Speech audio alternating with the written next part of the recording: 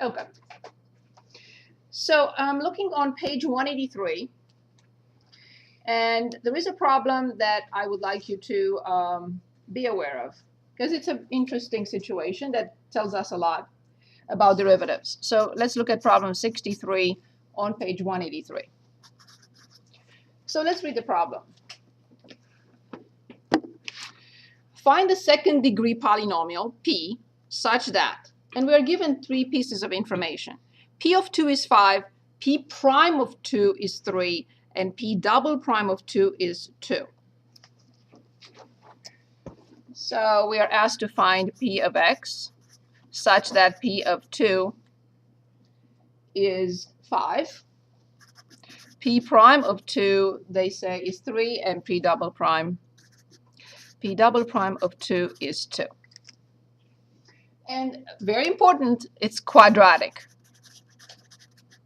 polynomial. So p of x is a quadratic polynomial, and we are given three pieces of information, and we're asked to find such a polynomial. So can anyone give us an idea of how to start this? Any suggestions? Can anyone give us a generic polynomial that is quadratic? The most general polynomial that is quadratic. That's the simplest one. I don't want the simplest one. I want the most general one. Ax squared plus, of course. That's it. This is the most general. We do not have any of these coefficients. We don't even know where they are. Right. Good. So that's the most general. There is nothing that is more general than this in the world of quadratic polynomials. Okay, so then now I have to put in the information. Can anyone dictate the first condition? So I want this as the first one. Ready? So what will you say? Yes, 4a, very good. Plus 2b, very good. Very good, equals? Excellent. Do we all understand this equation? Right? Yes, everyone? Okay, so now I have to find or write the second equation, but first I have to find what? What do I have to find first? If I don't have a function, I cannot plug it in. So, meaning the p prime, right? P prime of x. So we have p prime of x, which is, can anyone give us p prime of x? 2ax plus b. Very good. So now we are ready to write the second equation. So can anyone dictate the second equation?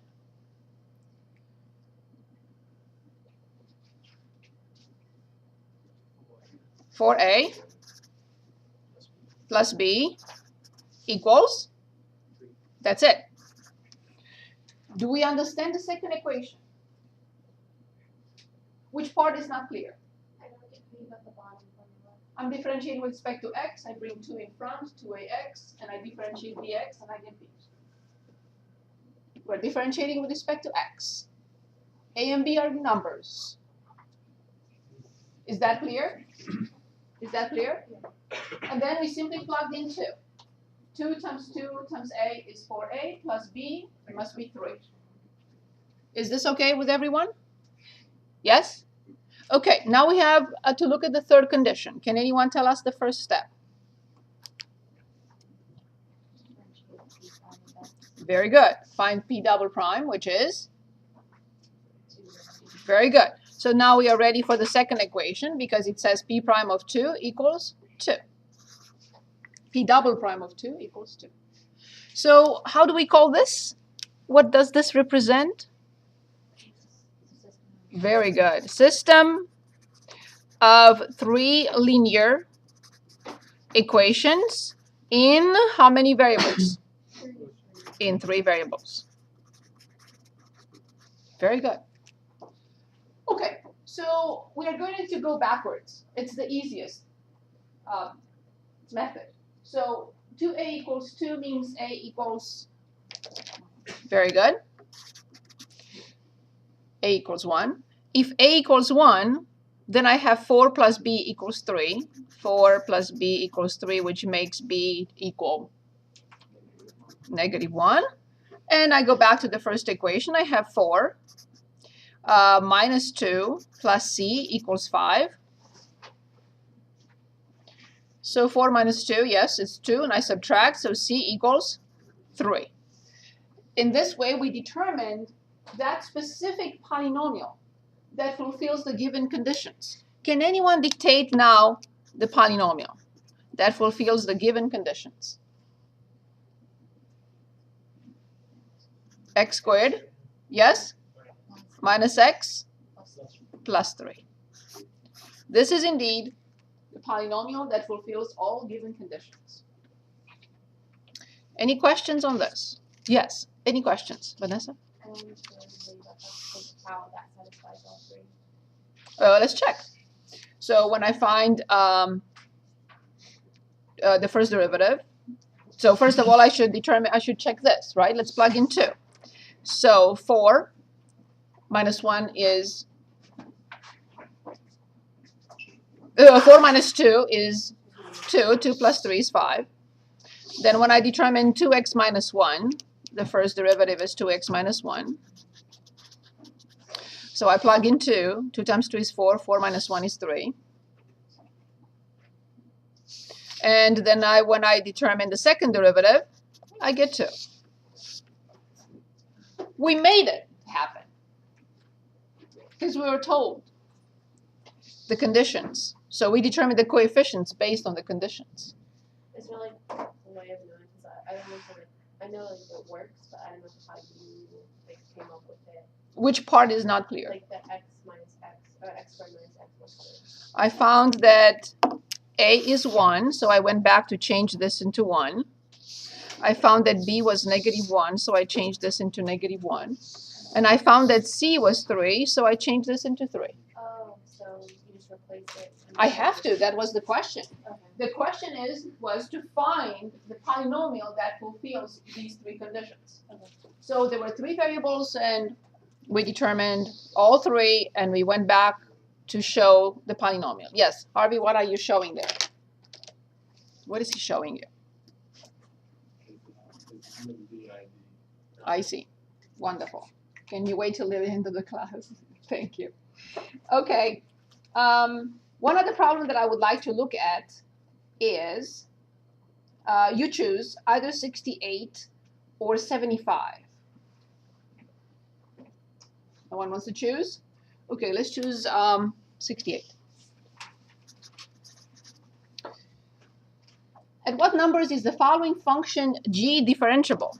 So we are given a function 2x for x less than or equal to 0, 2x minus x squared for 0, x, and 2, and 2 minus x for x greater than or equal to 2.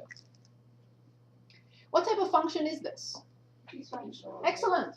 In 3 pieces. Good. We're asked to give a formula for g prime and also graph both on the same coordinates. I didn't say that. Graph both of them, one under the other, because this is very important to remember. And you'll see what happens. Okay, so first of all, I look at this function piecewise, and I see that this is continuous or not. Yeah, it's a polynomial. I see that this is continuous or not. Yes. Polynomial. I see that this is continuous or not. Yes. Polynomial. But what I don't know is I don't know whether this function is continuous where. Yes, not in between, but exactly at 0, and exactly at 2. That's my starting point. If it's not continuous at 0 or 2, what will I say? It's not continuous, and it's definitely not differentiable at those points. Excellent. So let's start with that. So continuity at x equals 0. So can anyone dictate what I should write? Excellent. Limit as x approaches 0 from the left of which function? Very good. must equal, we'll see if it does. Yes, from the right, from which function? And it should equal f of 0. Now let's determine all these. You understand why we have to talk about continuity? Because if it's not continuous, it's not going to be differentiable. So before we get to differentiability, we have to talk about continuity. So first of all, I should have mentioned in writing, I should have put in writing what I asked you a minute ago. 2x minus x squared, and 2 minus x are continuous on their domain, on their pieces, if you want, as polynomial functions. I will have to put that in writing. Good. So now let's see this limit. Can anyone give us this limit? Good. Can anyone give us this limit? Good. Can anyone give us f of 0? Remember, 0 is here, so I will have to plug it in the first branch. So what do we conclude about continuity at x equals 0? I'm going to say yes. Continuous at x equals 0. Okay. So now continuity at x equals 2. The same three limits. Limit as x approaches 2 from the left. From which function? Very good. Must equal limit as x approaches 2 from the right. Of which function? Very good. And it should be equal to f of 2 to say yes for continuity. Okay. Can anyone give us the left limit? Okay. Perfect. The right limit? Perfect. And f of 2, remember f of 2, it's where the equal symbol is, 2 minus 2. So I will have to say yes again. And I will have to conclude that this particular function g of x is continuous everywhere. I should have asked you about the domain. And let's do it now. This is negative infinity 0.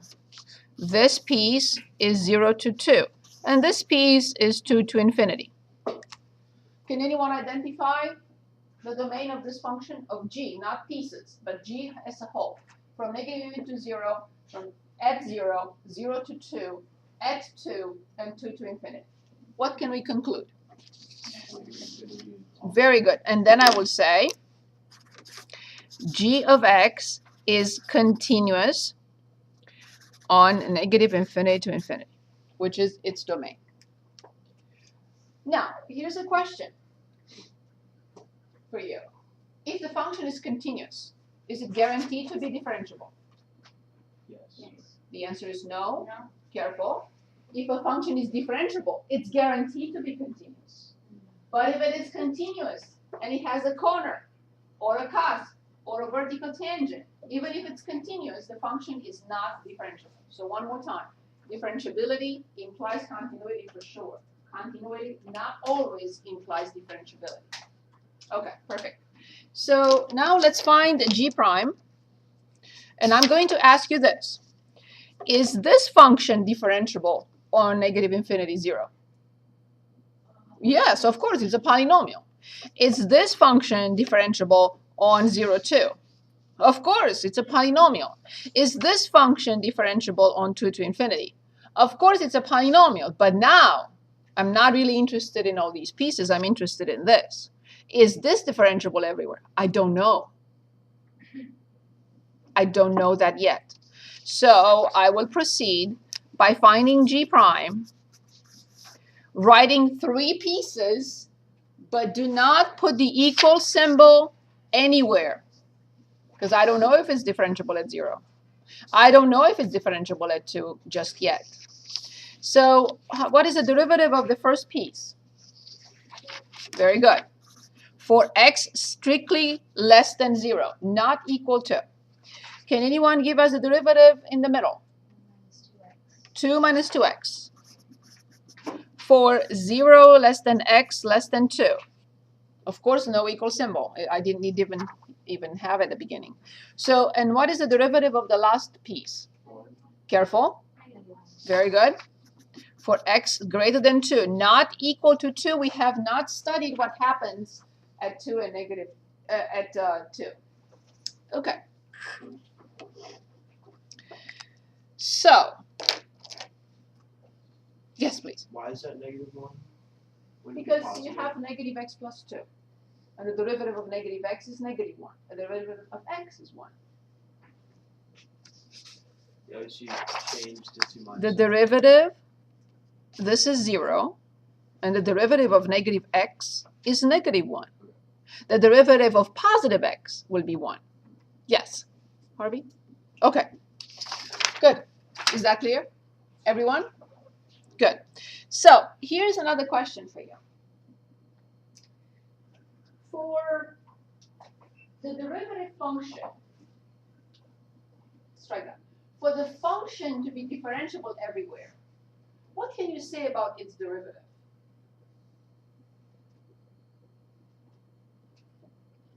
So if you think of a quadratic function, right?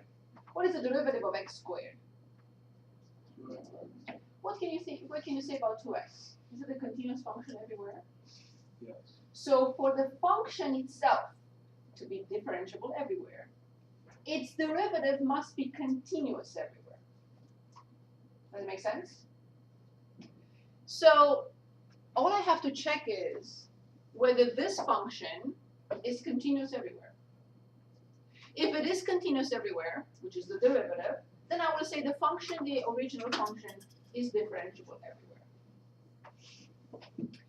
If this is not continuous everywhere, then the function, the original function, would not be differentiable everywhere. So maybe we should put this in writing. So if a derivative function is continuous everywhere on the domain, that's what I mean, everywhere.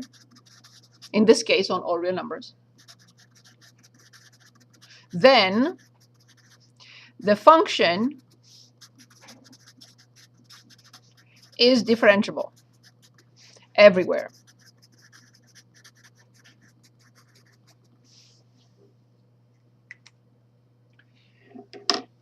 So I'm looking at g prime, and I will say again, 2 minus 2x, and -1 are continuous everywhere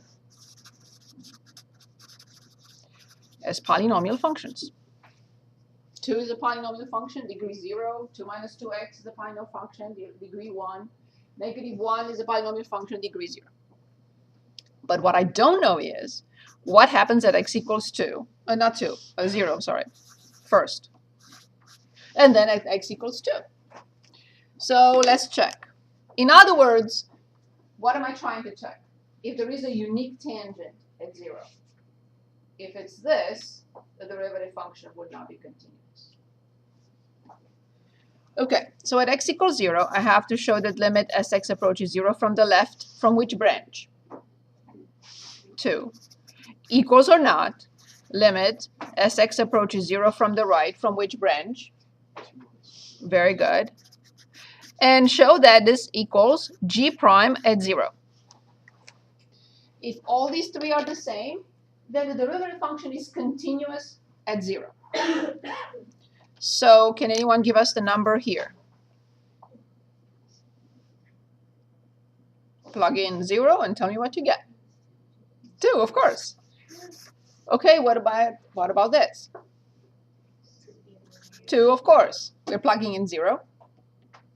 2 minus 0 is 2. Is that okay? And g prime of 0, you can say, where is g prime of 0?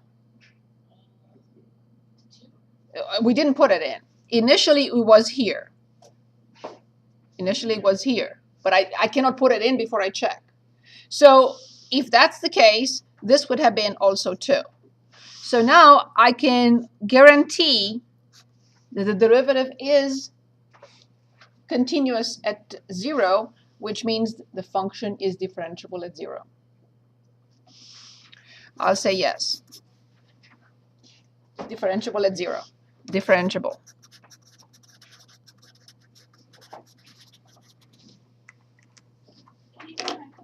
Yes.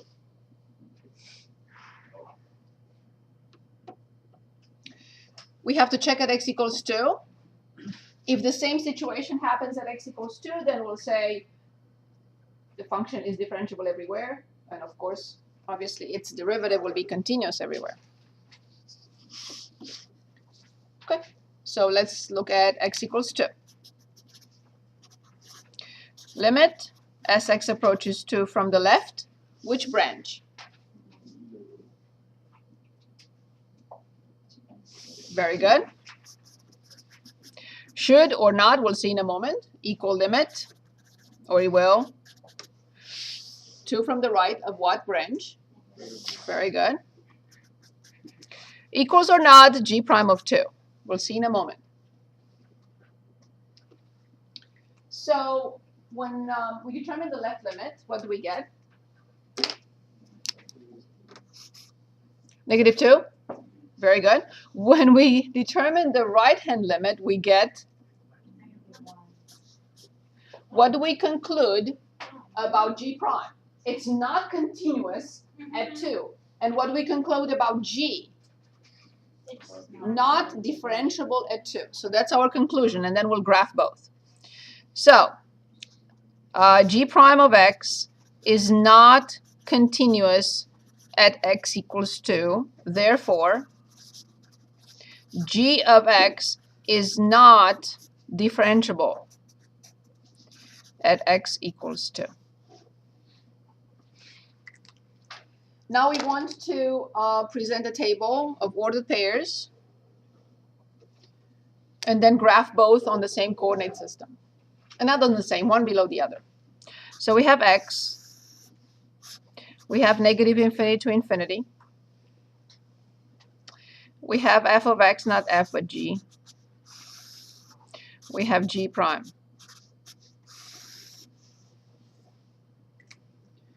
Which key x values I have to have in the table for sure? 0. Of course, 0 and 2. Go back to the function. We had a bracket under 0 facing left. We had a parenthesis under 0 facing right, and they're touching. Under 2, we had a parenthesis facing left and the bracket facing right.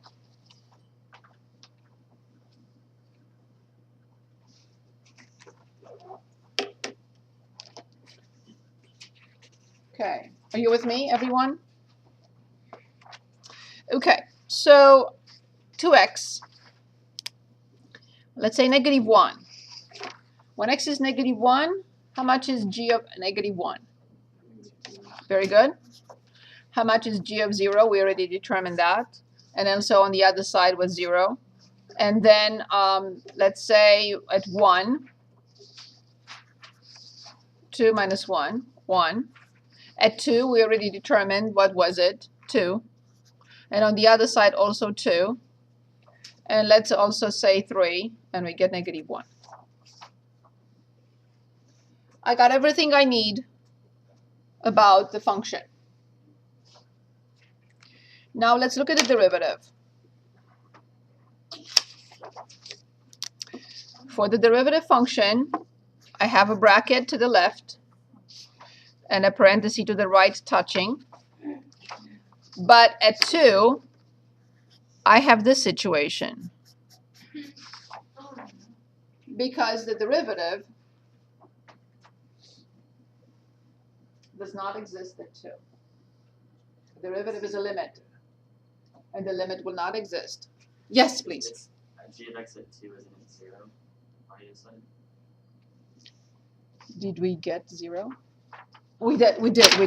I copied it from here. So, sorry. It's 0 for both. Thank you, Chris.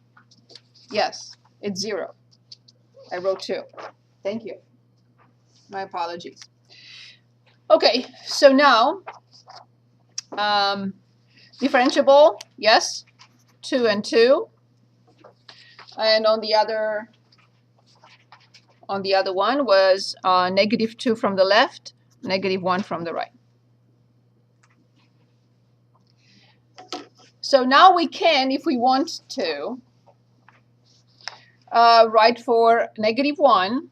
For -1, the derivative is 2. For 1, the derivative is 0. For 3, the derivative is -1. And this summarizes all the information we need. And now we're ready to graph. So I'm going to go to the next page because I would like you to do this for me, with me. This will be the graph of course, g of x. And exactly underneath will be the graph of g prime of x.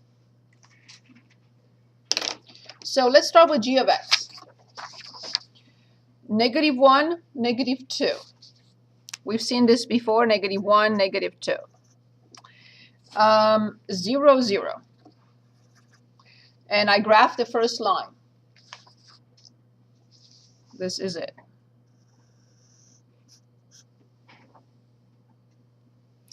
Then 0, 0, 1, 1, and 2, 0.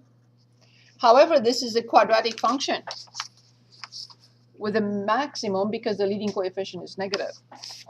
So the graph will look like this.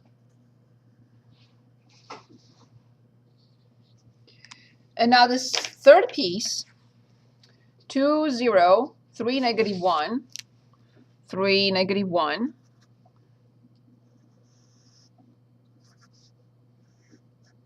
This is the graph of g of x. Obviously, we can see that this point is what it's called a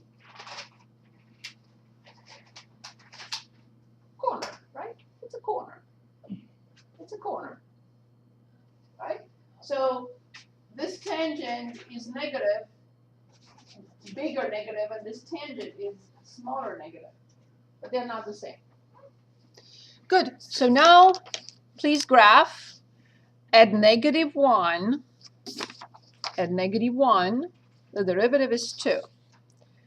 So at -1, the derivative is 2. At -1, the derivative value is 2. Then at 0 is also 2. At 1 is 0.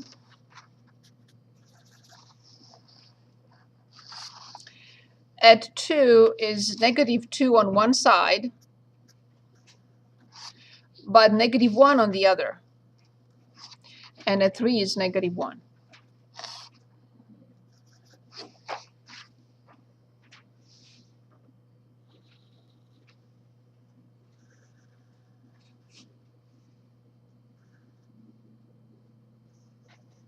And what is this derivative 0? So we can, where's my derivative? Oh, I'm sorry. It's all -1. So it was 0, -1. So 2, -1, 2, -1. And I have to go to -2, sorry. I should have connected them before putting all of them in there. That's not a good idea. Here it is.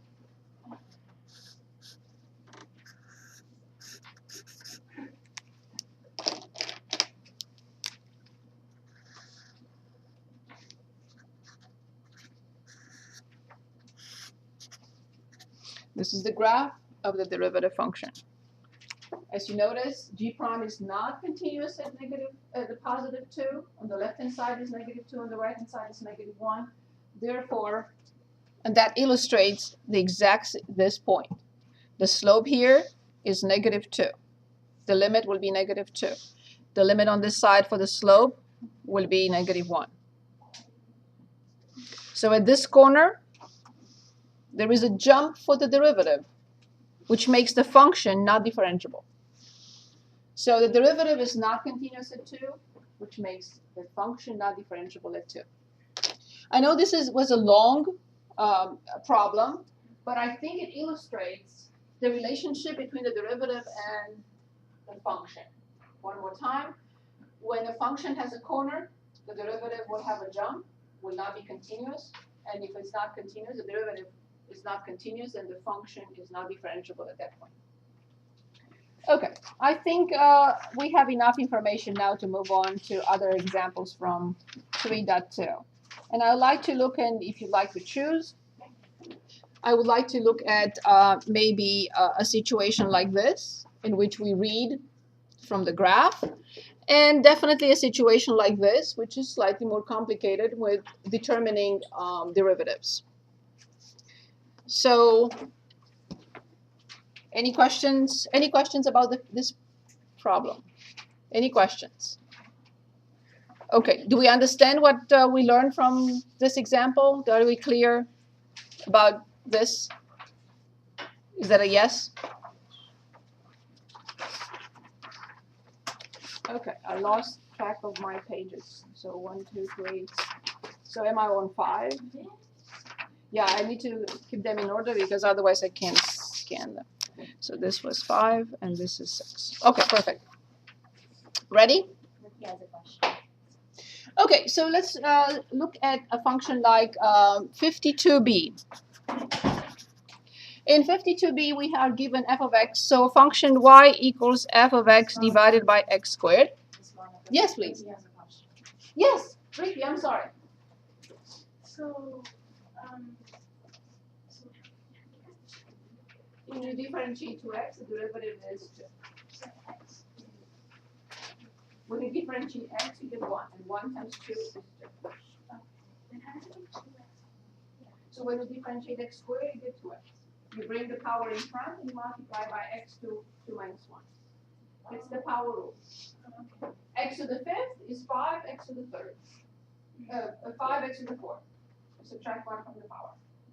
So x squared differentiated is 2 times x. Better?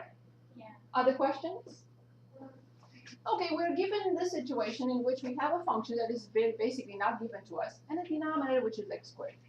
And the question, let's read the question. If f is a differentiable function, so you don't have to worry about not being differentiable, find an expression for the derivative of each of the following functions. And I picked b. So we're basically asked to find dy over dx, the derivative of y with respect to x. Can anyone give us the starting point?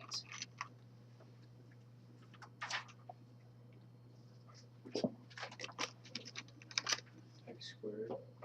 So first of all, this is 1 divided by 2. It's a quotient. The top function is a function, f of x, and the bottom function is x squared. So we have to use what it's called the quotient rule. And I'm ready when you are. Yes, please, Ricky. What number is this again? 52b. And I should put page 190. Thank you. Sorry about that. Okay,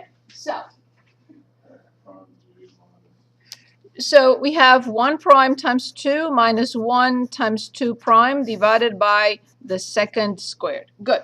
So now, when I differentiate f of x, I don't have the function. I have to write f prime times the denominator, which is x squared, minus.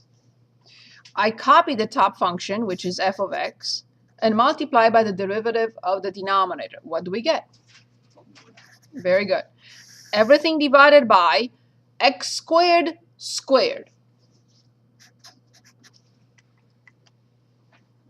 The only thing I can think of doing here is just factoring out an x and simplifying with the x in the denominator.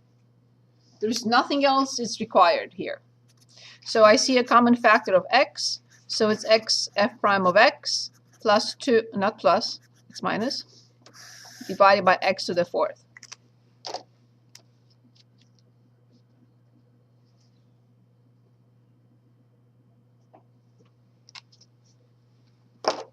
And the only thing we need to do is this. We're going to simplify it. And the simplified form is x f prime of x minus 2 times f of x divided by x cubed. And there is nothing else we need to do here.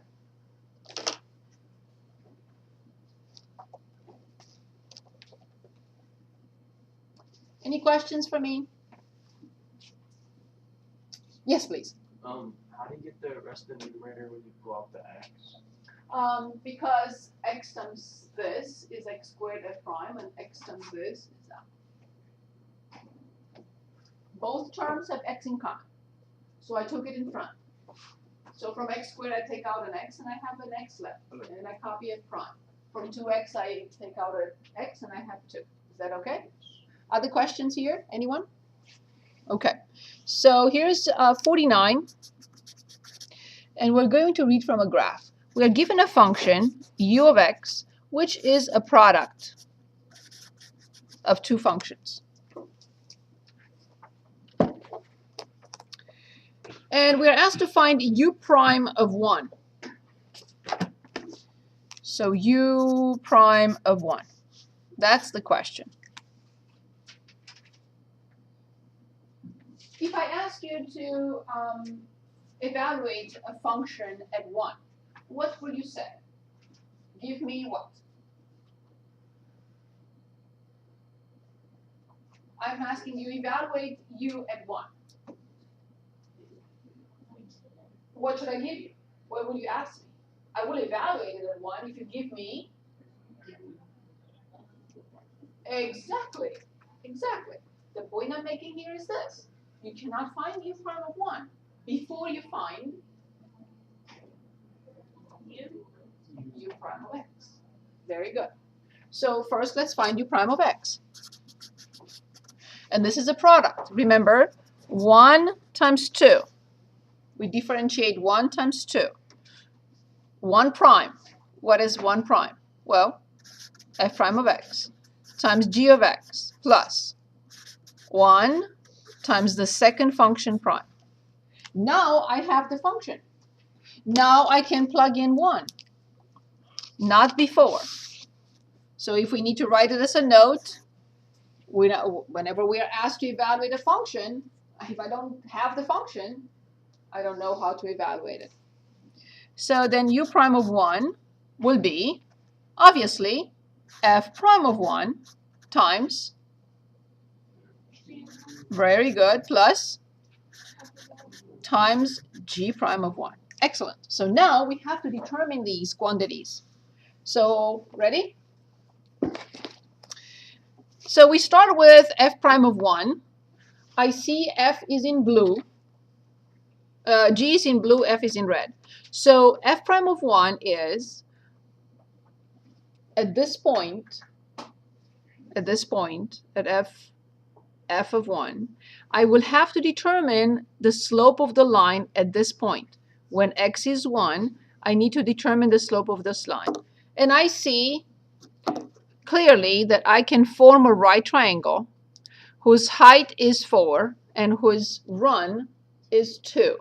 So the slope, it happens that at every point on this line, not just at this point, the slope is 4 divided by 2, and it's positive. So then I can go back to my expression and put 2 for f prime of 1. G is in blue. And now I want g of 1. But g of 1 is 1. Perfect. Now I want f of 1. That's not a problem. F of 1 is 2. Awesome. And finally, I want g prime of 1. So with the blue function at 1, I will have to determine the slope of this line, and it's definitely negative. Awesome. So I see, I will definitely try to find points on the line that go through coordinates of the grid, right? So it's easier to read. So I see a 4 here, and I see a 4 here. 4 units up or the rise, and 4 units as the run, but negative. So any point on the blue line on this piece will have the same slope, same rate of change at any point, and it will be -1. Do we all agree with that? So now I have all the information to determine u prime of 1. So it's 2 minus 2 equals 0. And this is a totally new function that we don't have in the graph. Any questions for me?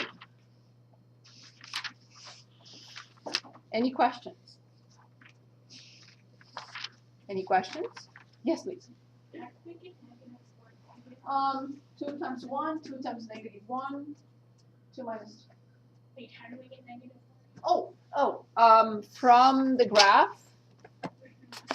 So g of 1, since this is a line, the slope of this portion of g for any value between negative 2 and 2 is the same. Rise over 1.